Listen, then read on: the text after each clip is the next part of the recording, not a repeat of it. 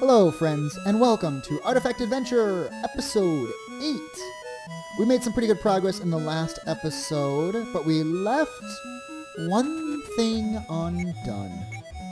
So we're going to head back to Cuomo, or Cuomo. I'm not really sure, like I said, how to pronounce that city, but whatever, don't worry about it. Head back to the mansion down below. You may have remembered we found the Waking Scroll in the last episode, an item that should allow us to progress to the final area of this dungeon. Also, don't forget that, as mentioned previously, we will be showing the random battles, not editing them out, while we're in this dungeon. And perhaps, if this is a feature that's requested, maybe I'll keep the random battles in for all dungeons, because it really does kind of add to the... Well, unfortunately, it adds to the length, but it adds to the feel that you're actually in a dungeon. And it's not simply a flash of the screen and, oh, everything's finished. One little thing to note here, we are taking some damage. But we did get a level. Poison, unfortunate, but, you know, we can now clear that up pretty easy with the anti-poison relic we picked up. Or artifact, I guess you should call them. This is the point we made it to last time. To our left, we have Death's Path, which does signify that this is likely the end of the dungeon. Take a moment here to heal up, because I don't know if I'm going to be encountering the boss as soon as I cross this threshold, or if there's going to be more, exploration. The scroll worked. It woke us up. It sounded like it was destroyed, but the text simply said that it woke us up. One last, final encounter before we see the Black Ghost. Ooh, it's a ghost, so scary. No, it's actually just an NPC model. Asks if I'm trying to interfere with his research. I say yes. He asks, how much would someone have to pay for you to leave? Now, unfortunately, that's a yes or no question. I said no, because I suspect that that's probably the bad choice, is to take his money and run. Plus, at this point, we have so much money. You may remember the money song from the last video. We are loaded. We are money banks. We are Scrooge McDuck swimming through our piles of gold. Now this boss is a bit of a challenge because he does an AoE attack that hits everybody. He can also hit one person and poison them. Poison, as far as I know, in battle doesn't do anything. It's only after the battle that you take damage from poison. But I go through the combat so quick that I never really notice my people taking damage from poison. So his AoE effect hits everybody for about 60, 65 damage average. Our heal everybody only heals for like 35. There's such a lack of healing in this game. So of course he's got a full pocket of medical herbs that we transferred over before the fight. And I believe healing water as well. Healing water, this $300... Oh, by the way, I guess we don't have healing water at this point. It's on the other characters, if we're carrying any at all. But the medical herbs heal so much more. The healing water is twice as effective as a 9 MP healing spell. Kind of ridiculous. A little bit. Kind of a little ridiculous. I'm not sure if, and I mentioned this before, I'm not sure if that's because Healy's intellect is so little, and I should have given the shaman the healing spell. I'm not sure. But anyway, we destroy the relic. You can't absorb it.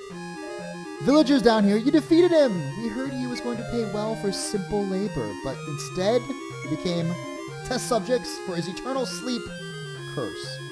Pretty much exactly what you knew by talking to the old man, and by obviously seeing that everybody was stuck asleep. He offers to sell us powerful weapons for saving the village. If you recall, that village did have a weapon shop, so it'll be interesting to see what they sell there. Now, I do end up teleporting to the village and immediately change my mind. Don't forget, the inn at that village was 1,200 gold. So, not a chance. Not going to be partaking in that. 20 gold for a nice rest. Only 2 beds, so we, of course, sleep together. A little awkward, but, yeah. Yeah, it's fine, it's fine. I take some of my cleansing tonics out of storage because we have the space for it, and we've been getting poisoned a lot. Now, this is where I make a decision here to move away from the medical herb. The 20 gold apiece heals about 60 or 70 to one target. And instead, from this day forth, let us rejoice with healing water 300 gold apiece, so it's much more expensive. But our money situation is more than satisfactory. Random encounters are giving us 200, 300, 400 gold per battle. So I don't think it's going to be an issue to now move on to the healing water. Probably should have made that decision earlier. We come here, we talk to the villagers we saved, and this guy tells us there's a HellBeast. Well, he tells us that the HellBeast swallowed a powerful weapon that the villagers had at one point. And then they sealed it in the cave. That's the beast in the cave we've already encountered, but the door was locked. So he says if you can defeat the HellBeast, you can take the powerful weapon. GG, no problem. Here's the weapon shop. Look at that rifle! Nobody can use it because I don't have the party member who's capable of using guns. This would be like a big boon, I'm sure. Colossus rifle and the colossal bullets. If you picked that party member for your team, that might be an endgame weapon. At the cost of $300,000, I gotta imagine it's probably endgame. And you also see here that they sell some pretty expensive weapons. One of which being the parrying dagger, which gives you a 30-point boost to your defense. And like everybody can use it. Like, are you kidding me? 30 points! That's better than the armor we're wielding. How is it that everybody in my party is a master at parrying with the parrying dagger? I don't know. I got some like, weird Dark Souls feels from this. You put it in the offhand, parry everything like a baller. So of course we pick them up. We pick up those parrying daggers and all of our money is gone. Poof! Thought we were rich? No. You only think you're rich until you get to the next town, at which point you realize just how poor you are. I could have given one to the monk. Don't forget that if the monk equips any item, he no longer can double attack. So it's a choice between one attack that's stronger or the possibility of double hitting. And when you double hit with a crit, it's super powerful. So I ended up not giving that to the monk. But 2 parrying knives. Let's take a look at the cave here with the HellBeast. Now I'm high off the win against the magician. Oh boy was I high, because look at this guy. What a beast! He got like mouths on his arms, mouths on his knees, a mouth in the middle. He's obviously a gluttonous demon. And after taking about 1 round of damage, I'm thinking like, we probably are screwed. But of course I give it my best effort.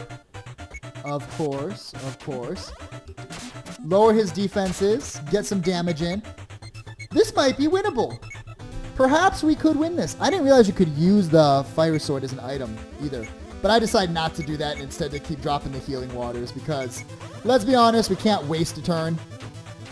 When he does this, when he does the frost spirit and does 120 damage to everybody, I realize the fight is over. This is, at this point, an unwinnable fight for me. I've given up. He hits us again. 3 people down. And he can attack twice per turn. So if he casts that thing twice, that's like 300 damage to everybody. The best healing spells and items we have can do a max heal of about 60 or 70 to everybody. He can do 300 to everybody. Even if every character is stocked full of the healing water, we're going to be stuck in limbo until we run out of healing water. Or 3 characters can use the healing water, 1 character can attack. We're not dishing out enough damage. It's not going to be. It's not to be. You also notice here, Healy has full HP, full MP.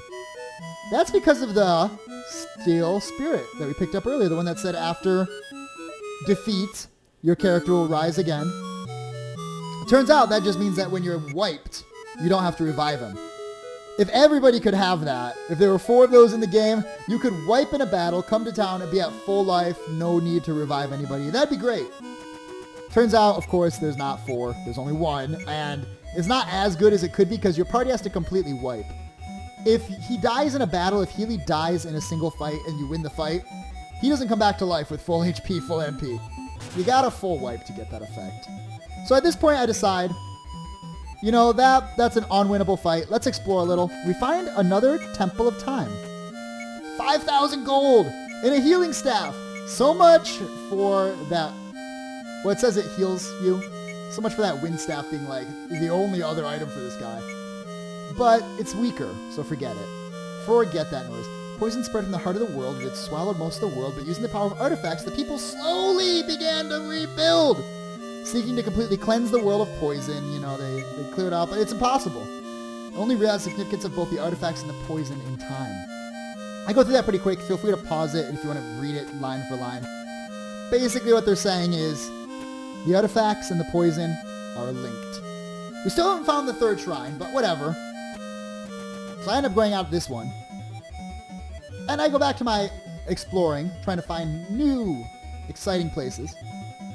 But think about it a bit here. The game is kind of telling you the story about the artifacts and the poison being linked. When humans start to rely on the artifacts, the poison gains power. The artifacts give people incredible power, the power to fight the poison. But the poison is fueled by the artifacts. So here we find a new city. The city is blocking our progress. You have to come in here. You can't get behind the city without coming in here. A little bit of exploration.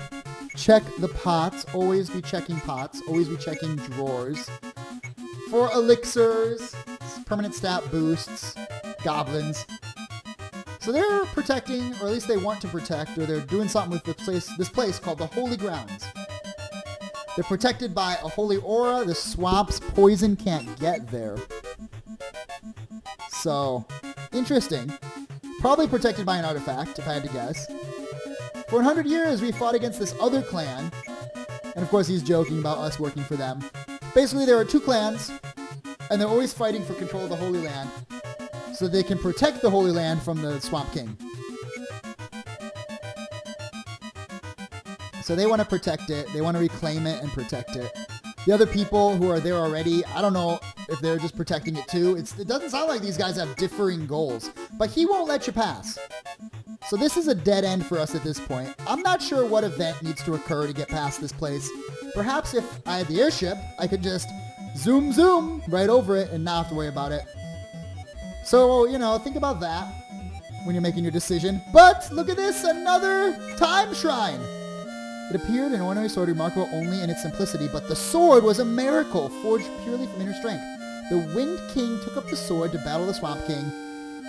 He lost. He lost his ability to fight and walk. Filled with hatred, he sought champions and entrusted his artifacts, airship, or key of time to them. It was necessary to wait for a worthy champion. The follower of the key will be able to take up the sword. Think about that for a minute, will you?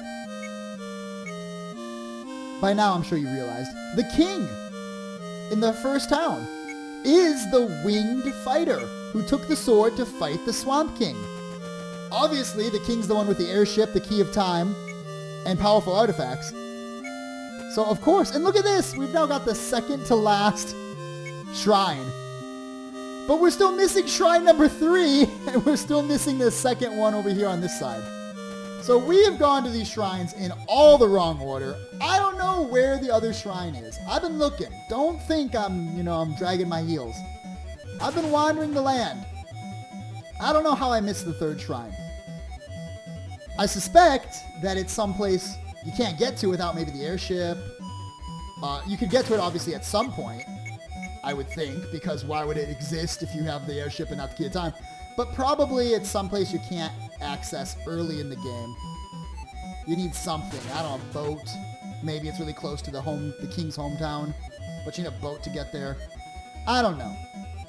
Not sure. But at this point, I've kind of explored, to the best of my ability, this whole section, this whole continent area here. And I still can't find it. So I save, of course. We never ended up buying any accessories from the accessory salesman that's in the fortress here. I end up selling some stuff, put some stuff in storage. I don't know if the flame blade, if it's something, because you could use it in battle, but I don't want to have to carry it around.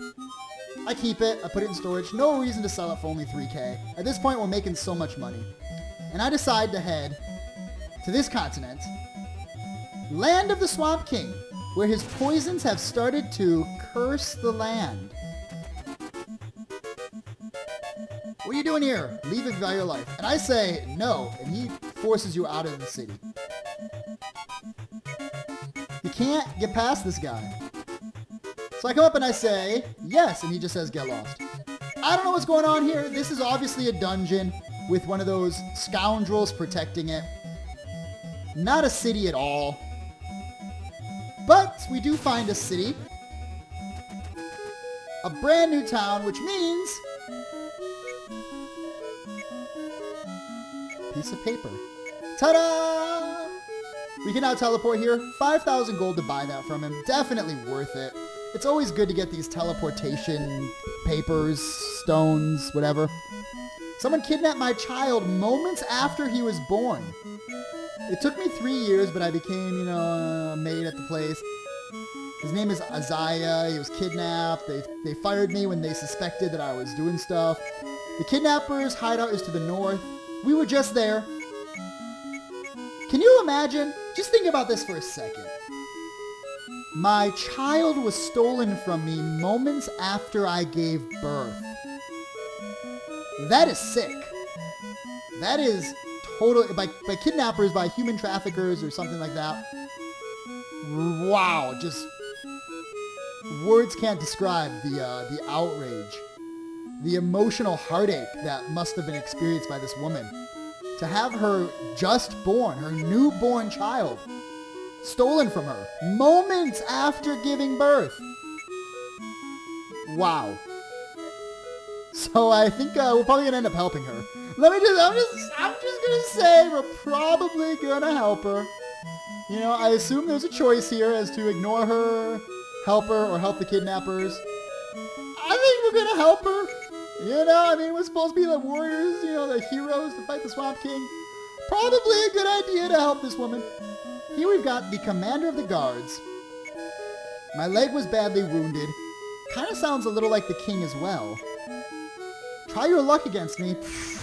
This guy's got a broken leg, man. I can take... Oh, God.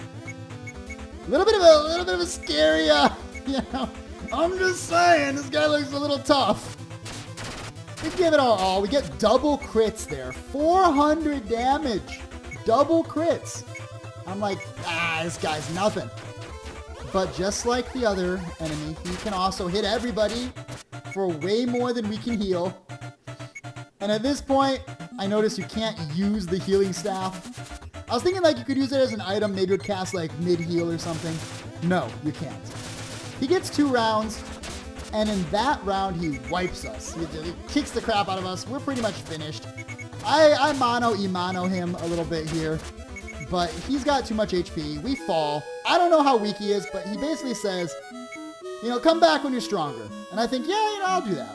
So now 2 optional bosses that we haven't been able to beat have wiped us. Now, he does automatically heal you and revive you, which is cool. At this point, we take a look at the items here. And then we get ready to kind of round it off. We did a lot in this episode. We explored new areas, found out about the king in the first town, accessed quite a few of those little shrines of time, giving us story, giving us some new items as well. I think overall it was pretty good success. We did manage to beat a boss as well. So at this point, we've opened up a new continent. There's really no reason to go back to the other 2. I think they're fully explored. There's still a couple matters I could attend to, but for the most part, they're finished off. 3rd continent, land of the Swamp King, swamp everywhere. If only there was a way to walk through the poison swamp and not take any damage. Because if you explore this continent without that ability, you're gonna be in a world of hurt. So at this point, I'd like to thank you for watching. Feel free to subscribe if you want more videos like this in the future. Feel free to like the video. Feel free to scroll down and check out the Patreon page. And I will see you next time. Do me a favor and stay classy. Until then, take care.